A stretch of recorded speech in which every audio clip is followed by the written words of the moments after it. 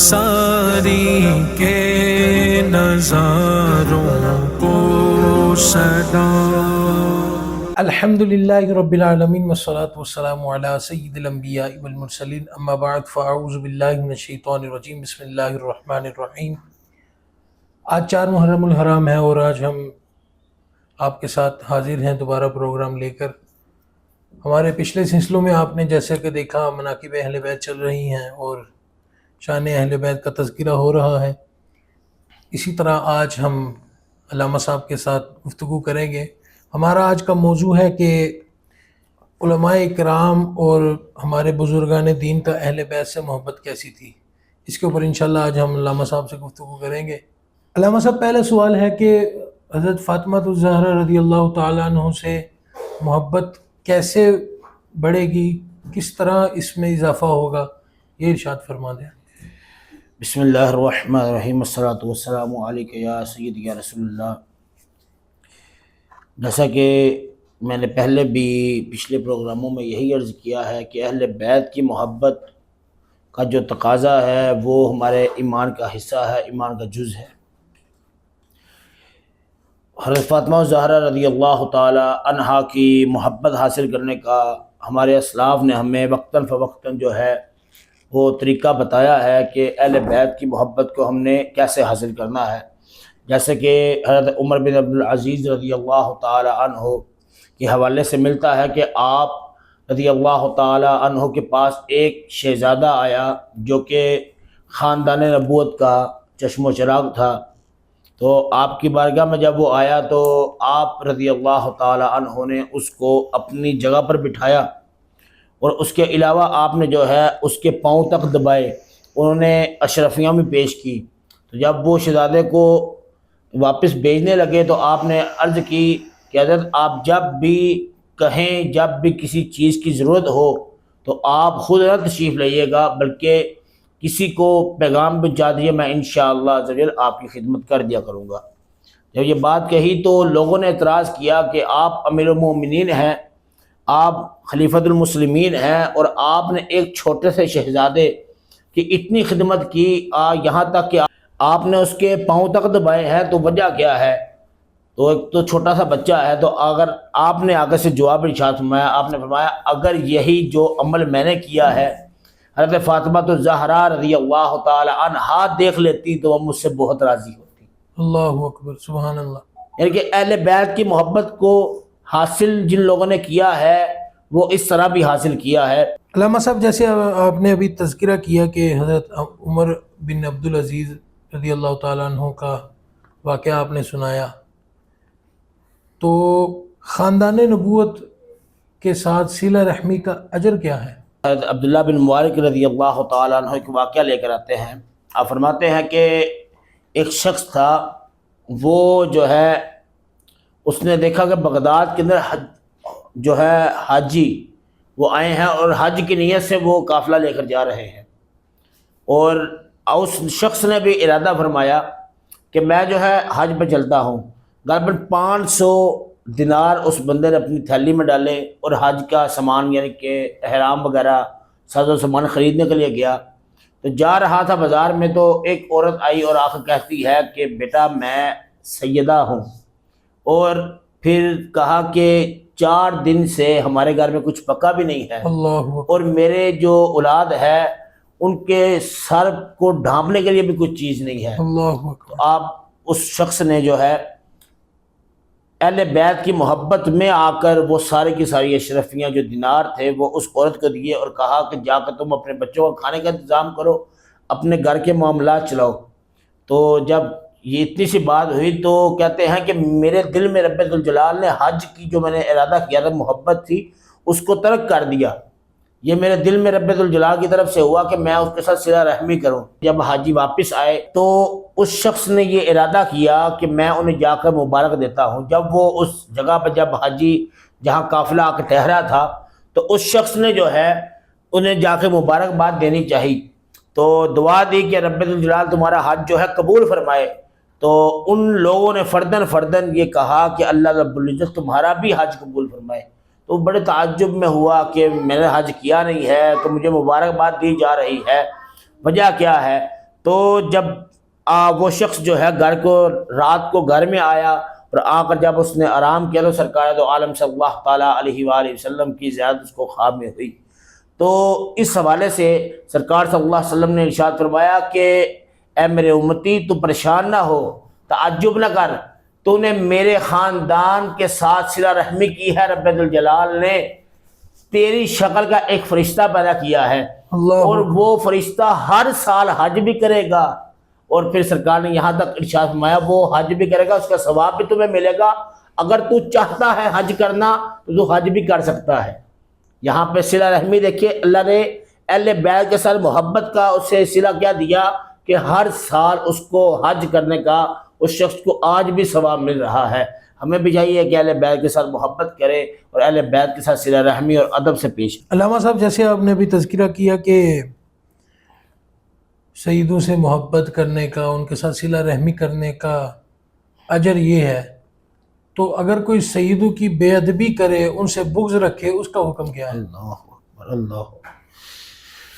سیدی عبد الوہاب شعرانی رضی اللہ تعالیٰ عنہ فرماتے ہیں کہ ہم ایک جگہ موجود تھے، سید شریف اس جگہ کا نام ہے، تو کہتے ہیں وہاں کے ایک استاد تھے، انہوں نے ایک سید زادے کو کچھ غلطی کی تو اسی وجہ سے اسے مارا۔ تو جب وہ رات کو ان استاد نے آرام کے لیے گئے اور آرام فرمایا تو ان کی خواب میں سرکار دو عالم صلی اللہ تعالیٰ علیہ وآلہ وسلم کی جلوہ گری ہوئی۔ تو سرکار دو عالم صلی اللہ تعالیٰ علیہ وآلہ وسلم نے ارشاد فرمایا کہ تو مجھے مارتا کیوں ہے؟ اللہ اکبر۔ تو اس شخص نے بڑے حیران ہو کے عرض کی، یا رسول اللہ میں آپ کو کیوں ماروں گا؟ سرکار دو عالم صلی اللہ تعالیٰ علیہ وآلہ وسلم نے فرمایا تو نے مجھے مارا ہے، حالانکہ میں قیامت کے دن تیرا شافع ہوں گا، میں تیری شفاعت کروں گا۔ تو عرض کی، یا رسول اللہ میں نے کہاں پر آپ مارا؟ آپ نے فرمایا کہ تو نے میرے شہزادے کو نہیں مارا۔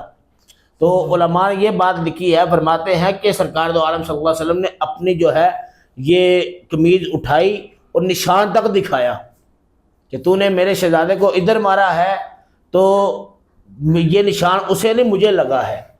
تو وہ استاد صاحب جو ہے انہوں نے اللہ رب العزت کی بارگاہ میں جو ہے معافی مانگی، اس سید زادے سے بھی معافی مانگی، بلکہ بہت ساری ایسی چیزیں ملتی ہیں کہ سید کی بے ادبی بہت بڑا گناہ ہے۔ بلکہ ہمارے اسلاف نے ایک بات لکھی ہے، علماء فرماتے ہیں کہ ایک شخص تھا جو کہ رہتا بھی مدینے میں تھا، اور مدینے کے جو حسنی سید تھے ان سے انہیں مسئلہ کیا تھا کہ وہ سادات جو تھے وہ لاب و لعن یعنی کہ فحش باتیں کیا کرتے تھے، تو اس بنا پر جو ہے انہیں ان سے گن تھی۔ تو اتنی سی بات تھی تو سرکار دو عالم صلی اللہ علیہ وسلم نے ان کی خواب میں آ کر فرمایا کہ تم مجھ سے بغض رکھتا ہے، میری آل سے نفرت کرتا ہے، اور آپ رضی اللہ تعالیٰ عنہ نے آگے سے عرض کی، یا رسول اللہ میں آپ کی آل سے کیوں بغض رکھوں گا، بلکہ میں تو ان کے عمل سے بغض رکھتا ہوں، میں تو ان کو جو فاسق و فاجر والے کام کرتے ہیں اس عمل کی وجہ سے ان سے بغض رکھتا ہوں۔ تو سرکار دو عالم صلی اللہ تعالیٰ علیہ وآلہ وسلم نے ارشاد فرمایا یہ فقہی مسئلہ نہیں ہے، سرکار نے جواب دی یہ فقہی مسئلہ نہیں ہے کہ نافرمان اولاد نسب سے ملحق ہوتی ہے، اللہ اکبر، کہ جائے جو مردی ہو نافرمان اولاد بھی ہو تب بھی وہ اپنے والد کا نسب نہیں توڑ سکتی۔ اسی طرح جو سید اگرچہ فاسق و فاجر بھی ہو اس کا بھی احترام کرنا، چاہے عام شخص ہو چاہے عالم دین ہو، ان سب پر ضروری ہے، اور اس کے لیے ہم سب کو یہ چاہیے کہ سیدوں کا احترام کرتے رہیں۔ علامہ صاحب جیسے آپ نے سیدوں کے ادب کے حوالے سے گفتگو فرمائی، سیدی اعلیٰ حضرت کے حوالے سے کوئی واقعہ ہمیں ملتا ہے؟ اعلیٰ حضرت کا بھی کوئی واقعہ ایسا ملتا ہے جس میں سیدوں سے پیار کا اظہار ہو؟ اللہ اکبر، اللہ۔ سیدی اعلیٰ حضرت رحمۃ اللہ علیہ بہت ہی پیارا واقعہ ہمیں ملتا ہے۔ سیدی اعلیٰ رحمۃ اللہ علیہ امام اہل سنت بھی ہے، مجدد دین و ملت بھی ہیں، پروانہ شمع رسالت بھی ہے، حامی سنت بھی ہیں، ماحی بدعت بھی ہیں، عظیم المرتبت بھی ہے، شاہ امام احمد رضا خان فاضل بریلوی رحمۃ اللہ علیہ کی اہل بیت سے محبت کا تقاضا کیا تھا۔ ایک واقعہ آپ کی تاریخ میں ملتا ہے کہ آپ کی حیاتی کے حوالے سے کہ ایک جگہ آپ نے جانا تھا اور اس دور کے اندر جو ہے وہ ڈولیوں کے اوپر سفر کیا تھا، علماء کو عزت و احترام کے لیے ڈولی لائی جاتی تھی، تو جب آپ اس ڈولی میں بیٹھے، آپ نے جبہ بھی پہنا ہے، دستار بھی پہنی ہے، پورے عظیم الشان طریقے کے ساتھ آپ اس ڈولی میں بیٹھ کے جب سفر کر رہے تھے تو کچھ ہی فاصلے پر گزرے تو آپ نے حکم فرمایا کہ ڈولی کو روک دیا جائے اور نیچے اتارا جائے۔ لوگوں نے آپ کے حکم پر عمل کرتے ہوئے آپ نے فوراً پوچھا، جب آپ باہر تشریف لائے تو آپ نے ڈولی اٹھانے والوں سے کہا کہ بتاؤ تم میں آل رسول کون ہے، اللہ اکبر، اور پھر واسطہ دیا کہ تمہیں اپنے آباء و اجداد کا واسطہ مجھے جلدی بتاؤ تم میں آل رسول کون ہے، سید کون ہے۔ تو وہ سید زادہ سامنے آیا اور روتا ہوا عرض کرنے لگا، حضرت میں نے آج تک اپنا نسب نہیں بتایا، اس وجہ سے کیونکہ مزدوروں کا کوئی نسب نہیں ہوتا، اللہ اکبر، میں آپ کے علاقے میں مزدوری کرنے کے لیے آیا ہوں، کوئی ہنر تو ہے نہیں، کوئی میرے پاس کام کا تو ہے نہیں تھا، صرف میں ڈولی اٹھانے والوں کے ساتھ مزدوری کرنا شروع کر دی ہے، تو آپ کی خدمت کر رہا ہوں۔ تو آپ رضی اللہ تعالیٰ عنہ نے اپنا جو دستار تھی، آپ کی امامہ شیف تھا، اس سید زادہ کے قدموں میں رکھ دیا اور معافی مانگی اور عرض کی، آپ آل رسول ہیں، اگر آپ نے یہ میری بات پر عمل کرنا ہے کہ آپ نے اس ڈولی پر بیٹھنا ہے اور احمد رضا اس ڈولی کو اٹھائے گا۔ لوگوں نے بڑا تعجب کیا، وجہ کیا ہے؟ عرض کی کہ آپ آل رسول ہیں اور وجہ یہ ہے کہ میں کل بروز قیامت سرکار دو عالم صلی اللہ علیہ وسلم نے مجھ سے پوچھ لیا، احمد رضا تجھے میں نے جو دین دیا تھا، تجھے دین کی وجہ سے شہرت ملی تھی، میری وجہ سے تمہیں جو انعام ملا، تمہیں شہرت ملی، تم میری اولاد اس لیے تھی کہ تو اس کے قدموں پر سفر کر کے آتا رہے، تو میں یہ خوف برداشت نہیں کر پایا، مجھے سرکار تو عالم صلی اللہ علیہ وسلم کی وہ خوشبو تم میں سے آئی تھی۔ تو سید زادے کو آپ نے اس ڈولی میں بٹھایا اور خود اٹھا کر ڈولی جس جگہ آپ نے جانا تھا آپ وہاں گئے۔ یہ ہے سیدی اعلیٰ رحمۃ اللہ علیہ کی محبت۔ اللہ سبحان اللہ، ماشاء اللہ۔ جی تو ناظرین، ہمارے پروگرام اختتام کی طرف آ چکا ہے۔ آج ہم نے علماء کرام اور بزرگان دین کے واقعات سنے۔ امید کرتا ہوں آپ سب ہمارے اس پروگرام کو پسند بھی کریں گے، اور انشاءاللہ آگے بھی ہم سلسلہ لا رہے ہیں۔ انشاءاللہ یہ پورے 9 دن انشاءاللہ ہمارے پروگرامز چلیں گے، تو آپ سے گزارش ہے کہ اس چینل کو سبسکرائب کر لیں اور بیل آئیکن کو بھی دبا لیں، اور فیس بک پر جو دیکھ رہے ہیں وہ اس کو فالو ضرور کر لیں اور بیل آئیکن کو ضرور دبائیے گا تاکہ آپ کو نوٹیفیکیشن آتا رہے۔ دعا میں یاد رکھیے گا۔ السلام علیکم ورحمۃ اللہ وبرکاتہ۔ کربلا تیری بہاروں کو سلام، جانی ساری کے نظاروں کو سلام۔